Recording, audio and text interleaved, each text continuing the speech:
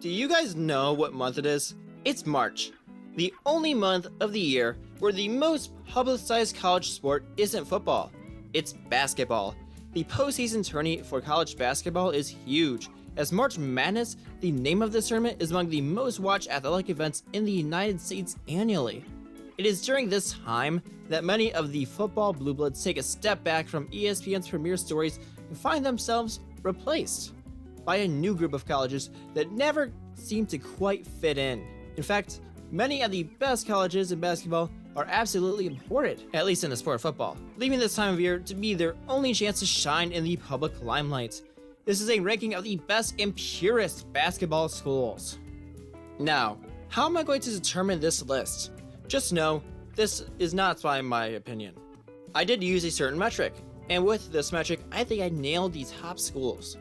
I won't bore you with the details, so just know that all of these schools are in the FBS in football, and they are all at least in the top 50 in Division I basketball by winning percentage. So without further ado, let's get right into this list.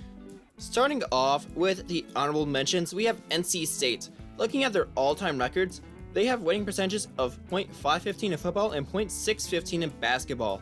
Their football isn't terrible, especially considering recent years, but their all-time record ranks them 86th out of 134 FBS schools.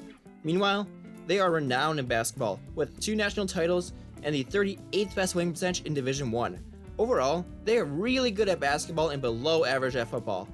This will be a theme you'll see in honorable mentions, like Purdue. They have records of .517 in football and .638 in basketball. They are ranked 83rd in football and are ranked 21st in basketball. The last honorable mention is Cincinnati. They have records of .521 in football and .640 in basketball, leaving them to be ranked 81 in football and 19 in basketball. They also have 2 national titles. These schools don't nearly have as large of a difference between their 2 programs than these schools further down this list, but there already is a notable difference. Now moving on to the legitimate list, we start off with Louisville. Their football program is by no means bad. They were recently in the ACC Championship last year and are a perfect example of a team that is good now, but historically mediocre. They are ranked 77th at football with a record of .525, which isn't too bad, but could be a lot better. Meanwhile, their basketball program is absolutely amazing, and the team's all-time record is .643, making them the 14th best college basketball program in history. They also have 2 national titles, with a 3rd that was later nullified. Number 11 on the list is Akron. They are absolutely abhorrent in football, being ranked 111th out of the 134 FBS teams, and having an all-time record of .472. They have a combined 7 wins throughout their last 5 years, and they have only had 3 bowl appearances, which is pretty pathetic since for the past couple of decades, all you needed was 6 wins to get there. Meanwhile, their basketball program is the complete opposite. They have the 42nd winningest basketball team with a record of .613 and 1,693 all-time wins, which is quite a bit. In total, there is a .141 difference between their football and basketball teams' records. Number 10 may be a surprise to some because their football team has been pretty good recently.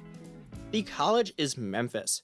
Their football team is historically bad, with a .499 win-loss percentage despite not finishing under 500 for a single season in the past decade, ranking them 96th out of the 134 schools. Meanwhile, their basketball team is the stuff of legends, hosting a record of .633, being the 26th best school in Division I. They have been to the Final Four 3 times and have been to the national championship game twice. At number 9 is Illinois. They are among the worst football teams with a record of .503, making them 93rd in FBS. Although, despite this, they do claim 2 national championships in the years 1923 and 1927. However, those days are long gone as they have only had a single winning season since 2011. Meanwhile, their basketball team picks up a lot of that slack, carrying a .641 record, being the 17th best college basketball team. Here, they have made it to 5 Final Fours, but they have never won it all. Number 8 is UAB. This was a college that surprised me. Their football team isn't something to brag about with a record of .479, being the 107th best football team. They are decent now, having winning records in 7 of their past 8 years. but this was preceded by 9 straight seasons under 500. What did surprise me though was their basketball team, which has a .630 overall record, making them the 27th best team in college basketball. Number 7 is Kentucky, and this time, I'm going to start with their basketball team. They are the winningest college basketball team with a historical win-loss record of .760, not even close to second place North Carolina, which is at .733. Kentucky has won the national championship 8 times in basketball and has made it to 17 Final Fours. They are as blue blood as you can get in college basketball. And in football? Yeah, they're alright. Their football team isn't as bad as some of the other football teams on this list, but because Kentucky is statistically the best at basketball, they are just much further up these rankings. But historically, Kentucky's football team is .502, ranked 94th out of 134 teams, making them the 41st worst football team. Number 6 UConn doesn't have that same overall record, but they still have an amazing college basketball record of .640, making it the 18th best team in Division 1. They have won 5 national championships out of making 6 Final Fours. They are also the current defending champ of these sports, making them a basketball blue blood as well. But despite the fact that UConn is the only Big East team to have a football team at the FBS level, they aren't really good at it. Their program has a record of .462, making them the 114th best team in the league, or the 21st worst team at the FBS level. In fact, they haven't had a winning season since 2010. They have made a couple of bowl games as a 6-6 team, but they would subsequently lose that game to drop to 6-7. Cracking the top 5 on this list is Duke, yet another basketball blue blood. Well, I guess most of these teams are. They have had an impressive college basketball record of .712, making them number 4 in Division 1. They have won 5 championships and have made it to the Final Four 17 times. Meanwhile, their football program is a few steps behind, with a record of .492 in football, making them ranked 101st in the FBS. And if you're over 100 out of 134, that's probably a problem.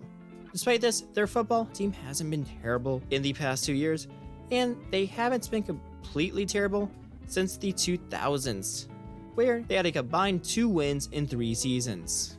Number 4 is Temple. Their football is bad. In fact, they are ranked 120 out of 134 teams with a record of .442.